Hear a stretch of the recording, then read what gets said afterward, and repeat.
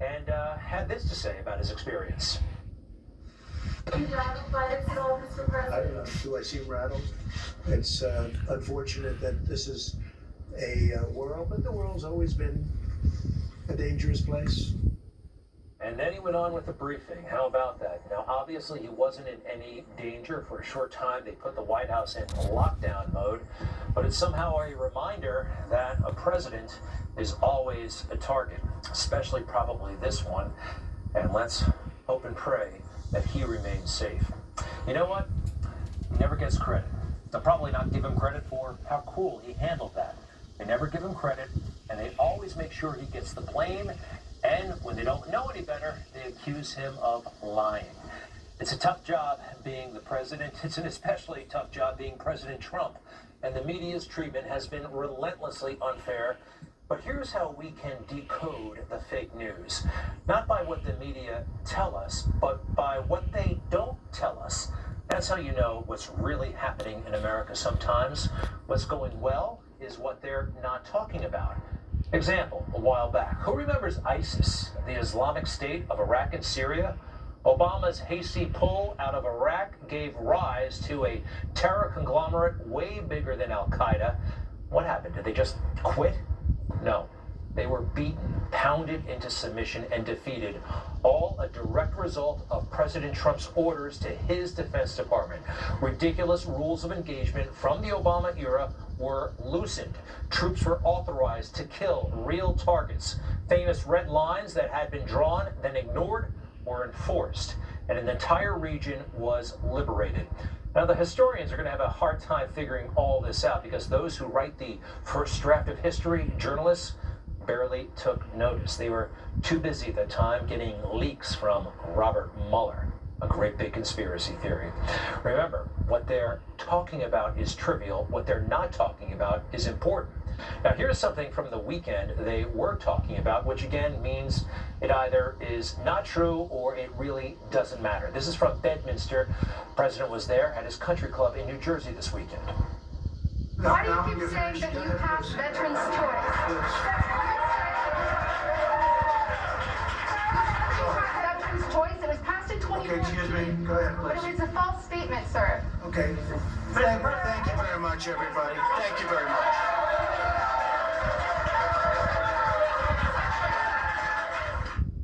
What a moment. The reporter in orange was speaking truth to power, her peers said, and the president ran away.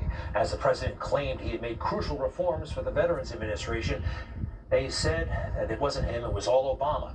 And this reporter received plenty of support from her friends in the media. Let's go through it. Headline after headline.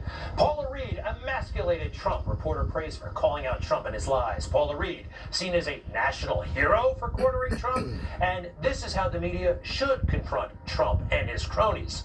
And then there was this guy on TV who really liked her as well. He's losing control because a woman who is in a righteous position representing the people of America and the press is questioning him. By the way, the president has gotten mad at plenty of reporters, men and women, right? They made a big deal that it was a woman reporter. I've seen him get mad at male reporters. But did you hear what that man said? That Paula Reed represents you and me, the American people. I didn't vote for her. I didn't hire her. And she's very good at patting herself on the back. In terms of his reaction, this is one of the first times, as I noted, he's been called out on that particular lie. He does not care to be called out on false statements. Cool, a lie. I'll get to that in a second. It wasn't a lie. But first, Paula, like most of those journalists down there, are clamoring for stardom, for book deals and speaking fees. Sparring with the president is a way to do that. It looks like she wants to be the new Jim Acosta. It is a total joke, that scene. They don't provide us the truth. They're barriers to the truth. And when they're not exaggerating or distorting, they are omitting, just leaving it all out. All right, back to the alleged lie. First, a review. Who remembers the Obama administration Veterans Affair scandal? Hospital supervisors directed schedulers to cook the books, and now the Veterans Administration itself finding that the scheme to hide wait times for veterans to see doctors is widespread. Veterans groups say it's time for massive reform. It turns out that we knew this problem was bad. We didn't realize how bad it was. All in 2014 at the Veterans Affairs Administration. This was a huge deal. Veterans were waiting months to get appointments with doctors. They were dying before they could get in and see a doctor. Of course, no drama. Obama kept the scandal at bay, never broke a sweat over it, and a legislative band-aid called Veterans' Choice was hastily applied. But the VA remained broken. Numerous commissions and reports continue to document the systemic problems at that department. So Donald Trump made the issue of veterans care central to his campaign. When he announced his campaign, just when he came down that escalator, it's one of the first things he talked about. We need a leader that can bring back our jobs, can bring back our manufacturing, can bring back our military, can take care of our vets. Our vets have been abandoned. By the way, who does that? Veterans issues. Never really considered much of a political winner, just kind of ignored.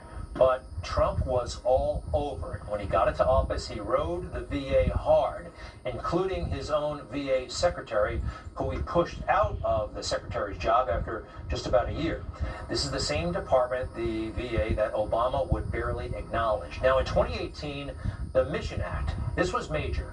USA Today, one of the few publications that paid attention, said the measure that passed, both chambers of Congress had bipartisan, overwhelming bipartisan support, and it delivers on key campaign promises for Trump, who pledged to provide veterans with more non-VA healthcare choices. The headlines were positive, but not widespread. Let's go through some of them. We mentioned USA Today. Let's see. Trump signs VA law to provide veterans more private health care. Trump signs VA Mission Act. This is a health care win for vets.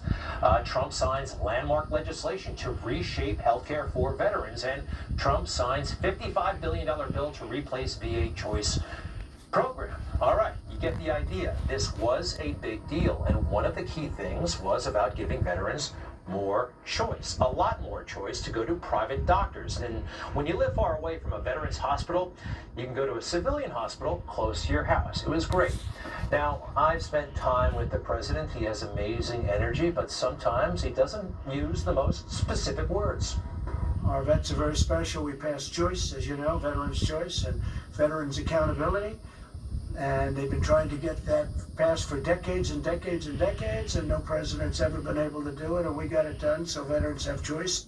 Veterans Choice. This is not a lie. It's a typo at worst, and maybe a bit of political hype. Look, my mother still calls me Jimmy. That's my brother's name. She calls him Gregory. Is she lying? The media still have not figured out how to handle this guy. The key that the American people understood a long time ago is to take him seriously, not literally sometimes. Reporters do it the opposite way. They take him literally, not seriously. He's calling it what it is, veterans' choice, choosing private doctors. They have more of that now than they did before. It was botched as late as 2016, an election year. Patients in the VA system were still waiting 50, 60 days to get care. Now, he's rightly proud of what he's accomplished. Now, look, as President Trump fixed the Veterans Administration, not by a long shot, but he has prioritized it like Obama never did. He applied money and attention. He's been proactive out of concern where Obama was just reacting to headlines. And this one's kind of personal for me. My